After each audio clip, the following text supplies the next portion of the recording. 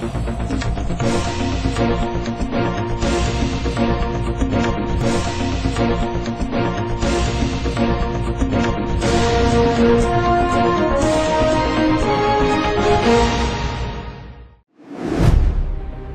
શહેરમાં આજે એક ગંભીર માર્ગ અકસ્માતની ઘટના સામે આવી છે। શહેરના કોટંબી સ્ટેડિયમ નજીક ટ્રક અને લક્ઝરી બસ વચ્ચે થયેલ જોરદાર ટક્કરના પગલે અરેરાટી ફેલાઈ ગઈ હતી। અકસ્માત એટલો ભયાનક હતો કે બસમાં મુસાફરી કરી રહેલા અનેક મુસાફરો અંદર ફસાઈ ગયા હોવાની માહિતી મળી રહી છે। ઘટનાની જાણ થતાં જ બચાવ અને રાહત કામગીરી યુદ્ધના ધોરણે શરૂ કરવામાં આવી હતી। કોટંબી સ્ટેડિયમ નજીક ટ્રક અને લક્ઝરી બસ વચ્ચે સર્જાયેલા અકસ્માતમાં અનેક લોકો ઇજાગ્રસ્ત થયા હોવાની પ્રાથમિક માહિતી મળી રહી છે। અકસ્માત બાદ સ્થળ ઉપર ચીસો અને બૂમાબૂમનો માહોલ સર્જાયો હતો। ઘટનાની જાણ થતાં જ SDRF, NDRF, Vadodara fire and emergency service તેમજ પોલીસની ટીમો તાત્કાલિક ઘટના સ્થળે દોડી આવી હતી। રેસ્ક્યુ ટીમો દ્વારા બસમાં ફસાયેલા મુસાફરોને બહાર કાઢવા માટે બચાવ કામગીરી હાથ ધરવામાં આવી છે। ઇજાગ્રસ્તોને 108 એમ્બ્યુલન્સ અને અન્ય વાહનો મારફતે તાત્કાલિક સારવાર માટે એસએસજી હોસ્પિટલ ખસેડવામાં આવ્યા હતા। અકસ્માતના કારણે આ વિસ્તારમાં ભારે ટ્રાફિક જામ સર્જાયો હતો, જેના કારણે વાહન વ્યવહારને અસર પહોંચી હતી। પોલીસ દ્વારા ટ્રાફિકને ડાયવર્ટ કરવાની કાર્યવાહી શરૂ કરવામાં આવી હતી, જ્યારે અકસ્માતના ચોક્કસ કારણો અંગે તપાસ હાથ ધરવામાં આવી છે। ઘટનામાં કેટલાક લોકો ઇજાગ્રસ્ત થયા છે અને જાનહાનિ થઈ છે કે નહીં તે અંગેની સત્તાવાર વિગતો હજુ સુધી જાહેર કરવામાં આવી નથી। સમગ્ર મામલે પોલીસ દ્વારા કાયદેસરની કાર્યવાહી હાથ ધરી છે।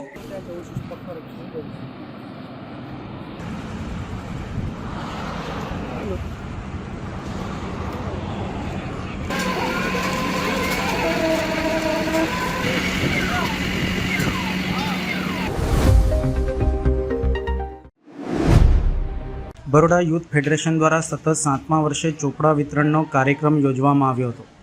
વડોદરા શહેરમાં શિક્ષણને પ્રોત્સાહન આપવા માટે બરોડા યુથ ફેડરેશન દ્વારા સતત 7મા વર્ષે ચોપડા વિતરણ કાર્યક્રમની શરૂઆત કરવામાં આવી હતી।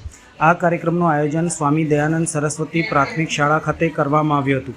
કાર્યક્રમમાં વડોદરા શહેરના પ્રથમ નાગરિક mayor Shrimati Gitaben Makwana, deputy mayor Adityabhai Patel, નગર પ્રાથમિક શિક્ષણ સમિતિના અંજનાબેન ઠક્કર, શાસનાધિકારી શ્રી વિપુલભાઈ સહિતના મહાનુભાવો વિશેષ ઉપસ્થિત રહ્યા હતા। દર વર્ષે યોજાતા ચોપડા વિતરણ કાર્યક્રમનો મુખ્ય હેતુ જરૂરિયાતમંદ અને અભ્યાસ કરતા વિદ્યાર્થીઓને શૈક્ષણિક સહાય પૂરી પાડવાનો છે। બરોડા યુથ ફેડરેશન દ્વારા સમાજ સેવાના વિવિધ કાર્યો સાથે શિક્ષણ ક્ષેત્રે પણ સતત યોગદાન આપવામાં આવી રહ્યું છે। કાર્યક્રમ દરમિયાન વિદ્યાર્થીઓને ચોપડાઓનું વિતરણ કરવામાં આવ્યું હતું અને મહાનુભાવોએ વિદ્યાર્થીઓને મન લગાવી અભ્યાસ કરી ઉજ્જવળ ભવિષ્ય ઘડવા માટે પ્રેરણા આપી હતી। આ પ્રસંગે મોટી સંખ્યામાં વિદ્યાર્થીઓ, વાલીઓ, શિક્ષકો તથા આગેવાનો ઉપસ્થિત રહ્યા હતા અને બરોડા યુથ ફેડરેશનની આ સેવાકીય પહેલને બિરદાવી હતી।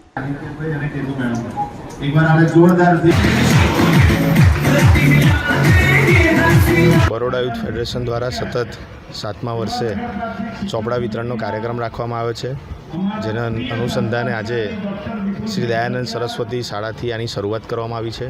આ અભિયાનની શરૂઆતના શુભ પ્રસંગે આપણી વચ્ચે વડોદરા શહેરના પ્રથમ નાગરિક આદરણીય mayor Shri Gitaben Makwana, deputy mayor Shri Adityabhai, શિક્ષણ સમિતિના ચેરમેન શ્રી અંજનાબેન અને શાસનાધિકારી વિપુલ સાહેબ અને વોર્ડના કોર્પોરેટર શ્રી જેઠવાભાઈ અને મનોજભાઈ ઉપસ્થિત રહ્યા છે અને બાળકોનો ઉત્સાહ વધાર્યો છે।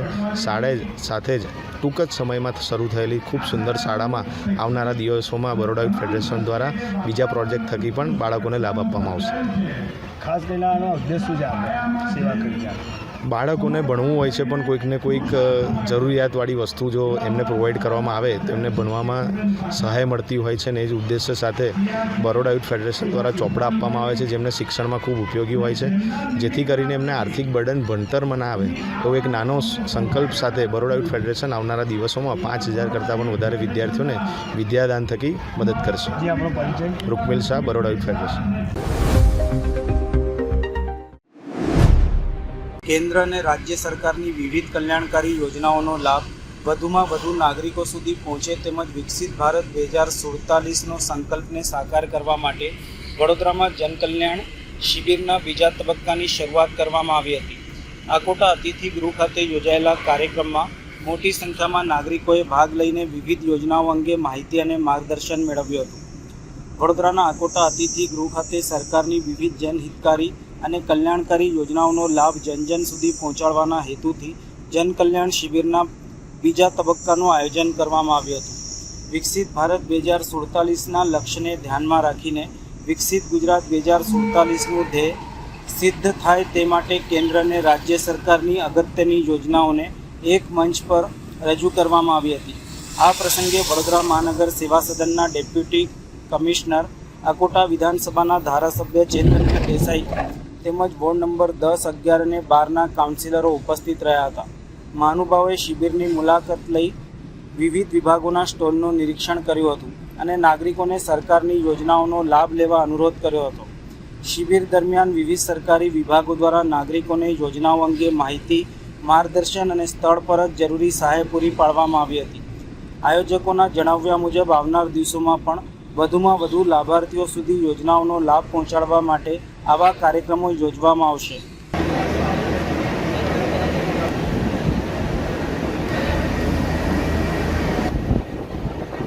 અકોટા વિધાનસભા મત વિસ્તાર વોર્ડ નંબર 12માં આજે જનકલ્યાણ શિબિર રાખવામાં આવ્યું છે. સવારના 9 વાગ્યાથી સાંજે 5 વાગ્યા સુધી આ ચાલુ રહેવાનું છે અને જે રીતે આપ જોઈ શકો તો મોટી સંખ્યામાં લોકો લાભ લેવા આવી રહ્યા છે અને સાંજ સુધી ઘણા લોકો અહીંયાથી લાભ લેશે. જે પ્રમાણે કોર્પોરેશન અને ભારતીય જનતા પાર્ટીના કાર્યકર્તાઓ મળીને લોકો સુધી પહોંચાડ્યો છે વિષય કે આજે અહીંયા આગળ કેમ્પ રાખવામાં આવ્યો છે એટલે ઘણા લોકો આવી રહ્યા છે અને આવતા જ રહેશે.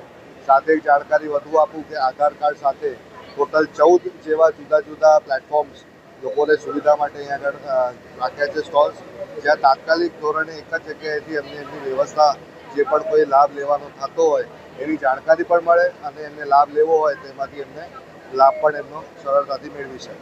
આભાર. વડોદરા શહેરના તાંદલજા વિસ્તારમાં ચોર ટોળકી ફરી સક્રિય થઈ હોવાનું સામે આવ્યું છે. તાંદલજાની અનસ પાર્ક સોસાયટીમાં આવેલા 2 મકાનોને ચોરોએ નિશાન બનાવી લાખો રૂપિયાની ચોરીને અંજામ આપ્યો હોવાની પ્રાથમિક માહિતી મળી રહી છે. ખાસ કરીને એક પરિવારમાં દીકરીના આગામી લગ્ન માટે એકત્ર કરાયેલી સામગ્રી પણ ચોરાઈ જતા પરિવાર ઉપર આભ તૂટી પડ્યું છે. પ્રાપ્ત વિગતો અનુસાર તાંદલજા વિસ્તારમાં આવેલી અનસ પાર્ક સોસાયટીના 2 મકાનોમાં રાત્રિના સમયે ચોરોએ ઘૂસી આવ્યા હતા. ચોરોએ પોતાના કૃત્યને છુપાવવા માટે મકાન નજીક લગાવવામાં આવેલા સીસીટીવી કેમેરાઓને પણ નુકસાન પહોંચાડ્યું હતું. ચોંકાવનારી બાબત તો એ છે કે ઘટનાના સમયે પરિવારના સભ્યો મકાનના ઉપરના માળે સૂઈ રહ્યા હતા, જ્યારે ચોરોએ નીચેના માળે ઘૂસીને કિંમતી સામાન, રોકડ રકમ, દાગીના તેમજ દીકરીના લગ્ન માટે રાખવામાં આવેલ સામગ્રીની ચોરી કરી હતી. સવારે લગભગ 8 વાગે પરિવારજનો જાગ્યા ત્યારે ઘરના દરવાજા અને સામાન વેરવિખેર હાલતમાં જોવા મળતા ચોરીની ઘટનાની જાણ થઈ હતી. ત્યારબાદ તરત જ પોલીસ કંટ્રોલ રૂમમાં ફોન કરીને જાણ કરવામાં આવી હતી. ઘટનાની જાણ થતાં પોલીસ કાફલો સ્થળ ઉપર દોડી આવ્યો હતો અને સમગ્ર વિસ્તારનું નિરીક્ષણ કરી તપાસ શરૂ કરી છે. પોલીસ દ્વારા આસપાસના વિસ્તારોના સીસીટીવી ફૂટેજ એકત્ર કરવાની તેમજ ચોરોને ઝડપી પાડવા માટે વિવિધ દિશામાં તપાસ હાથ ધરવામાં આવી છે. પ્રાથમિક અંદાજ મુજબ લાખો રૂપિયાની ચોરી થઈ હોવાની આશંકા વ્યક્ત કરવામાં આવી રહી છે. તાંદલજા વિસ્તારમાં એક જ સોસાયટીના 2 મકાનોમાં થયેલી ચોરીની ઘટનાએ સ્થાનિક રહેવાસીઓમાં ભયનો માહોલ સર્જ્યો છે. ત્યારે પોલીસ હવે ચોર ટોળકીને ઝડપી પાડવા માટે તપાસ. સાહેબ, અમે સવારમાં 8 વાગે ઉઠ્યા ત્યારે અમને ખબર પડી કે અમારે ઘરમાં ચોરી થઈ છે. તાળું તૂટેલું હતું, સાયકલ તૂટેલી હતી, કેમેરા તૂટેલા હતા અને ઘરનું બધું સામાન વેરણછેરણ પડેલું હતું. હવે બધું જ આમ તેમ પડેલું હતું અને અમારા ઘરમાં તૂટેલું તાળું અને બાજુવાળાના ઘરમાં પણ તૂટેલું તાળું, એમાં પણ ઘણું બધું એમનું નુકસાન થયેલું છે. તિજોરીના બધા જ કપડાં એના બધું જ સામાન બહાર છે. એમનું જો પેટી પલંગમાં છોકરીનું સામાન હતું લગ્નનું, એ પણ બધું જ ગયેલું છે. અમે ઉપર સુઈ રહેલા હતા એસીમાં, એટલે અમને ખબર ના પડી. લાગેલા છે ના, સીસી કેમેરામાં કંઈ દેખાતા નથી, કેમ કે શરૂઆતમાં એમણે સીસી કેમેરા તોડ્યા છે. સવારમાં 8 વાગે ઉઠ્યા ને ત્યારે ખબર પડી. નીચે આવ્યા તો તાળું તૂટેલું હતું, સાયકલ તૂટેલી હતી અને બધું સામાન વેરણછેરણ હતું. એમાં પણ બધું સામાન બહાર હતું, એમનું ઘરનું, તિજોરીનું બધું સામાન. અમને એવું લાગે છે કે એમની પણ ઘણું બધું નુકસાન થયેલું છે. એ પણ બહારગામ ગયેલા હતા. એ ભાડુઆત રહે છે. કંટ્રોલ રૂમમાં મેં 100 નંબર પર ફોન કર્યું હતું. પછી જેપીમાંથી પોલીસ આવી હતી. એડવોકેટ સૈયદ સકીના. વડોદરા શહેરમાં દારૂની હેરાફેરી સામે સ્ટેટ મોનિટરિંગ સેલને મોટી સફળતા પ્રાપ્ત થઈ છે. બાતમીના આધારે હાથ ધરાયેલી કાર્યવાહી દરમિયાન અટલાદરા વિસ્તારમાંથી લાખો રૂપિયાના વિદેશી દારૂનો જથ્થો ઝડપી પાડવામાં આવ્યો હતો. પોલીસે એક વ્યક્તિની અટકાયત કરીને આ મામલે વધુ તપાસ શરૂ કરી છે. મળતી માહિતી અનુસાર દમણ તરફથી એક આઈસર ટેમ્પોમાં વિદેશી દારૂનો જથ્થો ભરીને વડોદરા તરફ લાવવામાં આવી રહ્યો હોવાની ચોક્કસ માહિતી એસએમસીને મળી હતી. જેના આધારે ટીમે આટલાદરા વિસ્તારમાં બીએપીએ સ્વામિનારાયણ મંદિર નજીક વોચ ગોઠવી હતી. દરમિયાન શંકાસ્પદ આઈસર ટેમ્પો દેખાતા તેનો પીછો કરીને રોકીને તપાસ કરવામાં આવી હતી. તપાસ દરમિયાન ટેમ્પોમાંથી અંદાજે 25 લાખ રૂપિયાની કિંમતનો વિદેશી દારૂ મળી આવ્યો હતો. પોલીસે ટેમ્પાના ચાલકને ઝડપી પાડી પૂછપરછ શરૂ કરી હતી. દારૂના જથ્થા ઉપરાંત હેરાફેરીમાં ઉપયોગમાં લેવાયેલ આઈસર ટેમ્પો પણ કબજે કરવામાં આવ્યો હતો. પ્રાથમિક તપાસમાં કુલ આશરે 35 લાખ રૂપિયાનો મુદ્દામાલ જપ્ત કરવામાં આવ્યો હોવાનું સામે આવ્યું છે. સમગ્ર કાર્યવાહી બાદ આરોપી અને કબજે કરાયેલ મુદ્દામાલને પોલીસે આગળની કાયદેસરની કાર્યવાહી માટે અટલાદરા પોલીસને સોંપવામાં આવ્યો છે. પોલીસ હવે દારૂનો જથ્થો ક્યાંથી લાવવામાં આવ્યો હતો, તેનો અંતિમ ગંતવ્ય શું હતું, તેમજ આ રેકેટમાં અન્ય કોઈ વ્યક્તિઓની સંડોવણી છે કે નહીં તે દિશામાં વધુ તપાસ હાથ ધરી છે. જુવારના ટેકાના ભાવે ખરીદીના પ્રશ્ને છેલ્લા 5 દિવસથી ડભોઈ એપીએમસી ખાતે ઉપવાસ આંદોલન કરી રહેલા ખેડૂતોને અંતે ન્યાય મળતા આંદોલનનો સુખદ અંત આવ્યો છે. ખેડૂતો દ્વારા હેક્ટર દીઠ 1850 કિલો જુવારની ટેકાના ભાવે ખરીદી કરવાની માંગ સાથે આંદોલન ચલાવવામાં આવી રહ્યું હતું.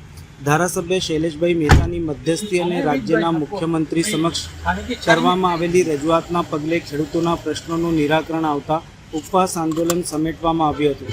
મોડી રાત્રે ધારાસભ્ય શૈલેષભાઈ મહેતાએ ખેડૂતોને અન્નપ્રાશન કરાવી ઉપવાસનો અંત કરાવ્યો હતો. ડભોઈ એપીએમસી મેદાન ખાતે ખેડૂતોને સંબોધતા ધારાસભ્ય શૈલેષભાઈ મહેતાએ જણાવ્યું હતું કે ખેડૂતો જો શરૂઆતમાં તેમની પાસે રજૂઆત લઈને આવ્યા હોત તો પ્રશ્ન 5 દિવસ સુધી લંબાયો ન હોત. તેમણે જણાવ્યું હતું કે ખેડૂતોની માંગને ધ્યાનમાં રાખીને મુખ્યમંત્રીને પત્ર લખી હેક્ટર દીઠ 1850 કિલો જુવાર ટેકાના ભાવે ખરીદવાની રજૂઆત કરવામાં આવી હતી, જેને સરકાર દ્વારા હકારાત્મક પ્રતિસાદ મળ્યો છે. આ દરમિયાન ધારાસભ્યએ આંદોલનને લઈને કોંગ્રેસ ઉપર આડકતરી ટીકા કરી હતી. તેમણે જણાવ્યું હતું કે કેટલાક લોકો બીજાના ખભા ઉપર બંદૂક મૂકી રાજકીય નિશાન સાધવાનો પ્રયાસ કરતા હતા, પરંતુ ટ્રેક્ટર લઈને ગાંધીનગર સુધી પણ પહોંચી શક્યા ન હતા. સાથે જ તેમણે દાવો કર્યો હતો કે ખેડૂતોના હિતમાં સરકાર અને સ્થાનિક પ્રતિનિધિઓ દ્વારા સમયસર કાર્યવાહી કરવામાં આવતા પ્રશ્નોનું નિરાકરણ શક્ય બન્યું છે. ખેડૂતોના પ્રશ્નના ઉકેલ બાદ ડભોઈ વિસ્તારમાં ખેડૂતોમાં રાહત અને સંતોષની લાગણી જોવા મળી રહી છે. કે જે આને રાજકીય રૂપ આપવાનો પ્રયત્ન કરતા હોય, એટલે રાજકીય રૂપ નથી આપવા દીધું એટલે પણ તમને બધાને અભિનંદન આપો. નહીં તો લોકોને રસ અલગ હોય છે, તમારા ખભે બંદૂક બીજાની સામે તાકતા હોય, કેમ કે એમને લડવાની તાકાત નથી હોતી, એટલે એ લોકો બીજાના ખભે બંદૂકો મૂકતા હોય છે. અને કાલે ટ્રેક્ટર રેલી એનો પુરાવો છે. ગાંધીનગર સુધી પહોંચી જ ના શકી. ખાલી ખેડૂતો હોત તો ગાંધીનગર સુધી પહોંચત. પણ જે થાય તે સારા માટે. મેં સવારે કીધું કે ભજનો કરાવડાયા ને, એટલે એપીએમસીની આજુબાજુમાં જે કંઈ નાની મોટી અડચણો હશે ને એ બધી દૂર થઈ જશે. અહીંયા ભજનો થયા છે એ પણ જરૂરી હતું કે એપીએમસીમાં પણ ઘણી અડચણો, એટલે એ દૂર થવી જોઈએ. એટલે ભજનો થયા એટલે એ અડચણો પણ દૂર થઈ ગઈ. એટલે જે કંઈ થાય સારા માટે એવું કહેવાયું છે. અને આપણે ભગવાનને પ્રાર્થના કરીએ કે આ જ રીતે આપણી વચ્ચે એકતા રહે. આપણી જે કંઈ સમસ્યાઓ છે સરકાર આ જ રીતે આપણને મદદરૂપ થાય અને ખેડૂતોને સૌથી વધુમાં વધુ ફાયદો થાય. આ પ્રશ્ન એટલા માટે આપણને ઉપસ્થિત થયો, ખાલી ડભોઈમાં ઉપસ્થિત રહ્યો, કારણ કે ગુજરાતમાં સૌથી વધુ જુવારનું ઉત્પાદન ડભોઈમાં થાય છે. અને થોડું ઘણું આપણી બાજુમાં છે એટલે વાઘોડિયામાં, બાકી કોઈ ઠેકાણે જુવાર ઉગાડવામાં આવતી નથી. મોદી સાહેબે મિલેટ મિલેટ મિલેટ કર્યું એટલે બધા એ પાકો તરફ વળી. મગનસિંહ સિકલીગર લાંબા સમયથી કફ સિરપ અને નશાકારક ટેબ્લેટ્સના ગેરકાયદેસર વેપાર સાથે સંકળાયેલ હોવાની બાતમી પોલીસને મળી હતી. જેના આધારે એસઓજીએ તેના ઉપર નજર રાખી તપાસ શરૂ કરી હતી. બાતમીની પુષ્ટિ થયા બાદ પોલીસે દરોડો પાડી કોડીનયુક્ત કફ સિરપની 128 બોટલો, ટ્રામાડોલ ટેબ્લેટ્સના 13 સ્ટ્રીપ, અલ્પાઝોલમ ટેબ્લેટ્સના 20 સ્ટ્રીપ તેમજ રૂપિયા 61,000ની રોકડ રકમ કબજે કરી હતી. ઉપરાંત આરોપીનો મોબાઈલ ફોન તથા જપ્ત કરવામાં આવ્યો હતો. પ્રાથમિક તપાસ દરમિયાન સામે આવ્યું છે કે આરોપી અગાઉ દિલ્હીમાં નોંધાયેલ ચોરીના ગુનામાં પણ સંડોવાયેલ હોવાનું જાણવા મળ્યું છે. હાલ પોલીસે જપ્ત કરાયેલ નશાયુક્ત દવાઓનો જથ્થો ક્યાંથી મેળવવામાં આવ્યો હતો અને તેનું વિતરણ કોને કરવામાં આવતું હતું તે અંગે વધુ તપાસ શરૂ કરી છે. વડોદરા ગ્રામ્ય પોલીસ દ્વારા રાજ્યવ્યાપી ચલાવવામાં આવી રહેલા ઓપરેશન પરાક્રમ અંતર્ગત વર્ષોથી નાસ્તા ફરતા આરોપીઓને ઝડપી પાડવાની કામગીરી દરમિયાન એક મહત્વપૂર્ણ સફળતા પ્રાપ્ત થઈ છે. વર્ણામાં પોલીસ સ્ટેશનમાં નોંધાયેલા ટ્રેક્ટર ચોરીના ગુનામાં છેલ્લા અંદાજે 11 વર્ષથી ફરાર રહેલા આરોપીને મધ્યપ્રદેશ રાજ્યમાંથી શોધી કાઢી તેની ધરપકડ કરવામાં આવી છે. ઉચ્ચ પોલીસ અધિકારીઓના માર્ગદર્શન હેઠળ 12મી જૂનથી 21મી જૂન દરમિયાન નાસ્તા ફરતા આરોપીઓને પકડવા માટે વિશેષ અભિયાન હાથ ધરવામાં આવ્યું છે. આ અભિયાન દરમિયાન વડોદરા ગ્રામ્ય પોલીસને વર્ણામાં પોલીસ સ્ટેશનના ગુનામાં વોન્ટેડ આરોપી અંગે ચોક્કસ માહિતી મળી હતી. મળતી વિગતો મુજબ વર્ણામાં પોલીસ સ્ટેશનમાં નોંધાયેલા ટ્રેક્ટર ચોરીના ગુનામાં આરોપી રમેશકુમાર માનસિંગ મેળા રહે બળકુવારી ગુજરિયા ફળિયા તાલુકા જોબટ જિલ્લા અલીરાજપુર મધ્યપ્રદેશ છેલ્લા ઘણા વર્ષોથી ફરાર હતો. આરોપીએ અન્ય સાગરીતો સાથે મળીને ફરિયાદીના ઘર પાસેથી આશરે રૂપિયા 3.20 લાખની કિંમતનું લાલ રંગનું ટ્રેક્ટર ચોરી કર્યું હોવાનું પોલીસ તપાસમાં સામે આવ્યું હતું. પેરોલ ફ્લાઇંગ સ્ક્વોડની ટીમે આરોપીના સંભવિત ઠેકાણાઓ અંગે માહિતી એકત્ર કરી ટેકનિકલ સર્વેલન્સ અને માનવ સૂત્રોની મદદથી મધ્યપ્રદેશમાં શોધખોળ હાથ ધરી હતી. ચોક્કસ બાતમીના આધારે પોલીસે આરોપીને શોધી કાઢી કાયદેસરની કાર્યવાહી કરવામાં આવી છે. આ સમગ્ર કામગીરી પોલીસ સબ ઇન્સ્પેક્ટર તથા સ્ટાફની ટીમ સફળતાપૂર્વક પાર પાડી હતી. આરોપીને વધુ કાર્યવાહી માટે વર્ણામાં પોલીસ સ્ટેશનમાં સોંપવામાં આવ્યો હતો. વર્ષ 2010 પહેલાં સેવામાં જોડાયેલા શિક્ષકોને ફરજિયાત ટીચર એલિજિબિલિટી ટેસ્ટ પરીક્ષા આપવાના નિર્ણયના વિરોધમાં વડોદરા જિલ્લા પ્રાથમિક શિક્ષક સંઘ દ્વારા જિલ્લા પંચાયત ભવન ખાતે 2 કલાકના પ્રતિક ધરણા કર્યા હતા. મોટી સંખ્યામાં શિક્ષકો પ્લેકાર્ડ સાથે વિરોધ નોંધાવવા પહોંચ્યા હતા અને સરકાર સમક્ષ ટેટમાંથી મુક્તિ આપવાની માંગ કરી હતી. સુપ્રીમ કોર્ટના આદેશના અનુસંધાનમાં વર્ષ 2010 પહેલાં નિમણૂક પામેલા શિક્ષકોને પણ ટેટ પરીક્ષા ફરજિયાત બનાવવાના નિર્ણયને લઈને રાજ્યભરમાં શિક્ષકોમાં અસંતોષનો માહોલ સર્જાયો હતો.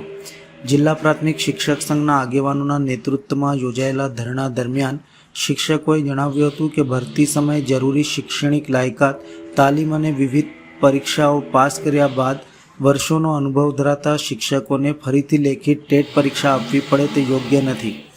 શિક્ષક સંઘના જણાવ્યા મુજબ આ નિર્ણયથી ગુજરાત અંદાજે 70,000થી વધુ તેમજ દેશભરના આશરે 25 લાખ શિક્ષકો પ્રભાવિત થશે.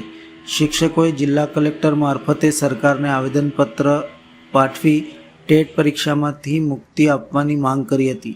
જિલ્લા જે સાથે આગામી સંસદ સત્રમાં જરૂરી કાયદાકીય સુધારા કરીને આ પ્રશ્નોનો ઉકેલ લાવવા પણ અપીલ કરવામાં આવી હતી. ધરણા દરમિયાન શિક્ષકોએ ચેતવણી આપી હતી કે જો સરકાર આ નિર્ણય ઉપર પુનઃવિચાર નહીં કરે તો તેનો પ્રતિકૂળ પ્રભાવ શિક્ષકોના મનોબળ અને શિક્ષણ વ્યવસ્થા ઉપર પડી શકે છે. હવે આ મુદ્દે સરકાર શું નિર્ણય લે છે તેના ઉપર રાજ્ય અને દેશભરના લાખો શિક્ષકોની નજર મંડાઈ છે.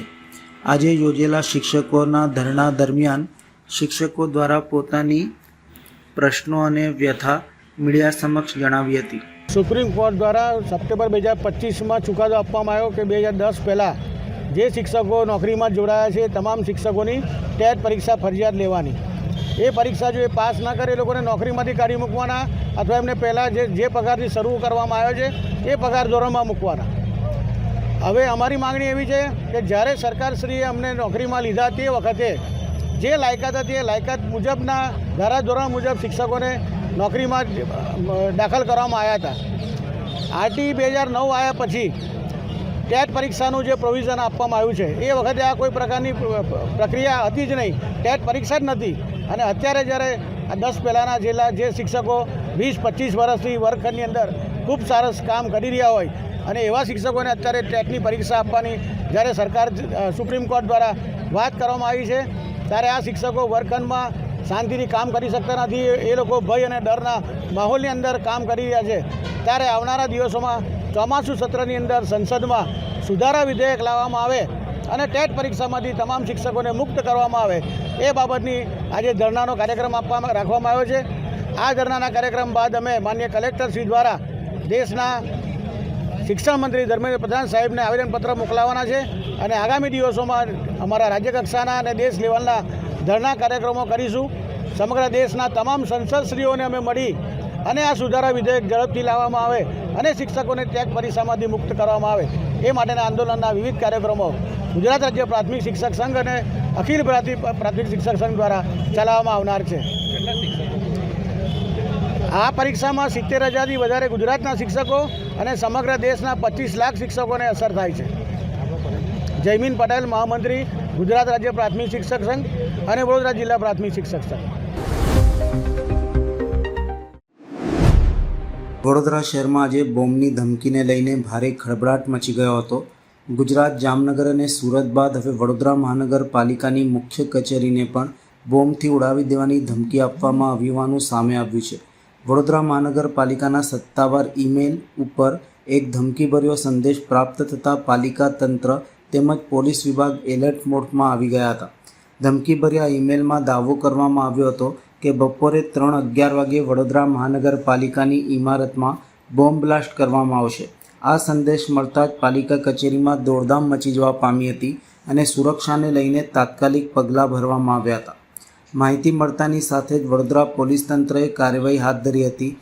Bomb disposable and detection squad BDDS, special operation group, crime branch સહિતની વિવિધ ટીમો સ્થળ ઉપર પહોંચી હતી અને સમગ્ર પાલિકા પરિસર તેમજ આસપાસના વિસ્તારમાં સઘન તપાસ હાથ ધરવામાં આવી હતી.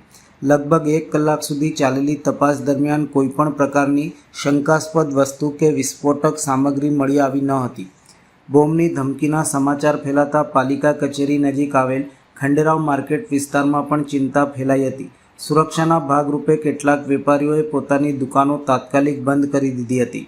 આ સમગ્ર ઘટનાને લઈને મ્યુનિસિપલ કમિશનર અરુણ મહેશ બાબુ તેમજ વડોદરાના પોલીસના ઉચ્ચ પોલીસ અધિકારીઓએ પરિસ્થિતિ ઉપર નજર રાખી હતી અને જરૂરી માર્ગદર્શન આપ્યું હતું. પ્રાથમિક તપાસ બાદ ધમકી ખોટી હોવાનું સામે આવતા તંત્રએ હાલ રાહતનો શ્વાસ લીધો હતો. હાલ સાયબર ક્રાઇમ પોલીસ દ્વારા ધમકીભર્યા ઈમેલ કયા IP એડ્રેસ પરથી મોકલવામાં આવ્યો હતો અને તેની પાછળ કોણ જવાબદાર છે તે અંગે ટેકનિકલ તપાસ હાથ ધરવામાં આવી છે. પોલીસનું કહેવું છે કે તપાસ પૂર્ણ થયા બાદ જવાબદાર વ્યક્તિ સામે કાયદેસરની કાર્યવાહી કરવામાં આવશે. કે મેયરશ્રીના ઓફિસ અને કમિશનરશ્રીના ઓફિસમાં બોમ્બથી ઉડાડી દેવાનું એક થ્રેટ મળેલી હતી એટલે અમે તરત જ પોલીસ કમિશનરને જાણ કરી છે. આગળની કાર્યવાહી ત્યાંથી થવાના છે. પણ જે મેઇલ આવ્યું છે એ સાવચેતી ભાગરૂપમાં અમે તમારા બધાને અત્યારે કંઈ મેજર ઇશ્યુઝ નથી પણ આપણે એને થોડું સેન્સિટિવિટી પણ લેવાની જરૂરિયાત છે એટલે અમે પોલીસને પણ જાણ કરી છે અને તમામ કર્મચારીઓને પણ રિક્વેસ્ટ કરી છે થોડું સાવચેતી રાખવા માટે રિક્વેસ્ટ કરી છે. આઈ ડુ નોટ નો એ વિષય તપાસની વિષય છે. કદાચ પોલીસ તપાસ કરીને આપણે જાણ કરશે એના પછી હું જવાબ આપી શકું છું. વડોદરા મહાનગરપાલિકાની વડી કચેરી ખાતે મ્યુનિસિપલ કમિશનર અરુણ મહેશ બાબુની અધ્યક્ષતામાં રિવ્યૂ બેઠક મળી હતી. રિવ્યૂ બેઠક બાદ મ્યુનિસિપલ કમિશનર અરુણ મહેશ બાબુએ શહેરના વિકાસ કાર્યો અંગે વિગતવાર માહિતી આપતા જણાવ્યું હતું કે ચોમાસા પહેલાં જે રોડ વર્ક, પેચ વર્કનું કામ પૂરું કરવાનું છે તે પૂરું કરવા બધા ઝોનલ અધિકારીઓને જણાવ્યું છે. રોપા વાવેતર અને જાળવણીની કામગીરીમાં પણ ફોકસ કરવાનું છે. લિનિયર પાર્કની પણ કામગીરી થઈ રહી છે. સ્મશાનોના મેન્ટેનન્સ માટે પણ સૂચના અપાઈ છે. વેક્યુમ બેઝ મશીન પણ મંગાવાશે જેથી સફાઈ ઉપર વધારે ફોકસ થાય. દબાણ દૂર કરવાની કામગીરી પણ થશે. જેટિંગ મશીનથી પણ કાર્ય થશે. 4 ઝોનમાં વ્હીકલ પુલનું નક્કી કરાયું છે. સમગ્ર મીટિંગ સંદર્ભે તેમજ વિકાસ કાર્યો સંદર્ભે મ્યુનિસિપલ કમિશનર અરુણ મહેશ બાબુ દ્વારા વિસ્તૃત માહિતી આપી હતી. પહેલા જે રોડ વર્ક્સની અને પેચ વર્ક્સનું કામ પૂરું કરવાનું છે એને પૂરું કરવા માટે એમને બધા ઝોનલ અધિકારીઓને અમે તાકીદ કરી છે નેક્સ્ટ આપણે અત્યારે પ્લાન્ટેશન ડ્રાઇવ્સ અને મિશન મિલિયન ટ્રીઝનું કામ ચાલી રહ્યા છે, એટલે મેક્સિમમ ટુ મેક્સિમમ પબ્લિકમાં રોપાની ડિસ્ટ્રીબ્યુશન, રોપા વાવેતર અને જાળવણીનું કામગીરીમાં પણ વધારે ફોકસ કરવાના છે. નવા જે લિનિયર પાર્ક જે અત્યારે સેવાસીમાં આપણે પ્લાનિંગ કરી રહ્યા છે, 1.5 કિલોમીટર પ્લસ 1.3 કિલોમીટરનું લિનિયર પાર્ક પણ અત્યારે આગળ વધી રહ્યા છે. સાથે જે વડોદરા શહેરની અંદર સ્મશાનો છે, આ સ્મશાનોની મેન્ટેનન્સ માટે જે 4 ઝોનલ એન્જિનિયર્સ છે, એમને પણ સૂચના આપી છે કે જે રેગ્યુલર મેન્ટેનન્સ કરવાનું થાય, પબ્લિક સુવિધા માટે જે કરી આપવાનું છે એ બધું પણ કરવાનું સૂચના આપી છે. આવનારા દિવસોમાં વડોદરા શહેરમાં આપણે વેક્યુમ બેઝડ મશીન્સ પણ દરેક વોર્ડમાં મંગાવવાના છે, જેથી કરીને સફાઈની ઉપર વધારે ફોકસ થાય. એટલે વેક્યુમ સેક્શન મશીન્સથી રોડની સફાઈ પણ શરૂ કરીશું. જે અત્યારે સ્વીપિંગ મશીન્સ ચાલી રહ્યા છે એને વ્યવસ્થિત રીતે મેન્ટેન કરીને વધારે કામ સારી રીતે થાય એ બાબતની ચર્ચા કરવામાં આવી છે. જે સ્મોક ગન્સ પણ આપણે ટ્રાયલમાં લીધા હતા એ પણ અત્યારે આવનાર ટૂંકા સમયમાં ડસ્ટ પોલ્યુશનને કોમ્બેટ કરવા માટે આવશે. નેશનલ ક્લીનર પ્રોગ્રામ અંતર્ગત વધારે મેક્સિમમ મશીન્સ ફોર ક્લીનનેસ અમે વાપરીશું.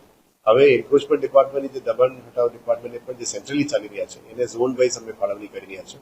એમના રિક્વાયરમેન્ટ પ્રમાણે ઝોન વાઇઝ ટ્રક્સ અને ઝોન વાઇઝ ગાડીਆਂ એ પણ અમે ખરીદીની પ્રક્રિયા ચાલી છે. એટલે આવનારા દિવસમાં ડિસેન્ટ્રલાઇઝ દબાણ હટાવો અને દબાણ દૂર કરવાની કામગીરી પણ શરૂ કરી દેવામાં આવશે.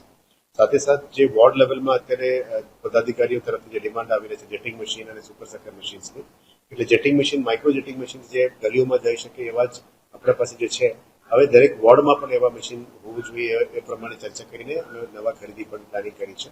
સાથે સુપર સકર મશીન્સ આપણા પાસે 14 છે, એ પણ દરેક વોર્ડ વાઇઝ એક સુપર સકર મશીન હોવું જોઈએ એ પ્રમાણે નવું ખરીદી પણ અત્યારે પ્લાનિંગ કરી રહ્યા છે.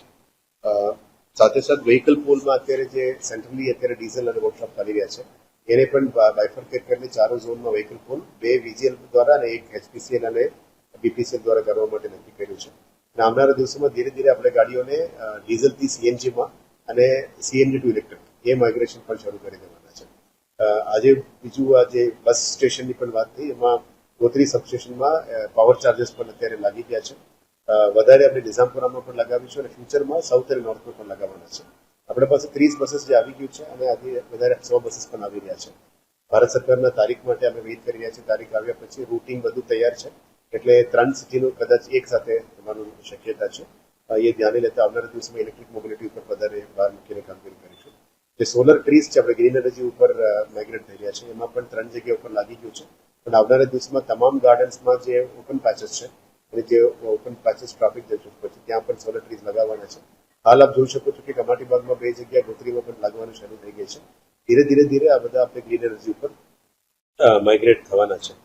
પ્રધાનમંત્રી આવાસ માટે જે લાસ્ટ 5 વર્ષમાં જે થોડું બેકલોગ હતું, 30,000 પ્રધાનમંત્રી આવાસની મકાનોની પ્લાનિંગ અને DPR તૈયાર થઈ ગઈ છે. 12 DPR સરકારમાં જતું રહી છે અને આવનારા દિવસો માટે પણ પ્લાનિંગ અમે કરી રહ્યા છે, જેથી કરીને આવનારા દિવસોમાં મધ્યમ અને નાના વર્ગના લોકોને પણ મકાન આપી શકાય એવા રીતનું અત્યારે તૈયારી ચાલુ છે. ઉડાનું પણ અત્યારે 200 મકાન રેડી થઈ ગયા છે, એ પણ ટૂંકા સમયમાં લોકાર્પણમાં જશે. ઉડામાં પણ પાણી ડિસ્ટ્રીબ્યુશન નેટવર્કનું જે 5 ગામની પાણી આપવાનું છે એ પણ તૈયાર થઈ ગઈ છે, એ પણ ટૂંકા સમયમાં લોકાર્પણ થઈ જશે. અને આપણામાં જે ટાંકીઓ તૈયાર થઈ ગયું છે એમાં પાણી વિતરણ પણ શરૂ થઈ ગયું છે.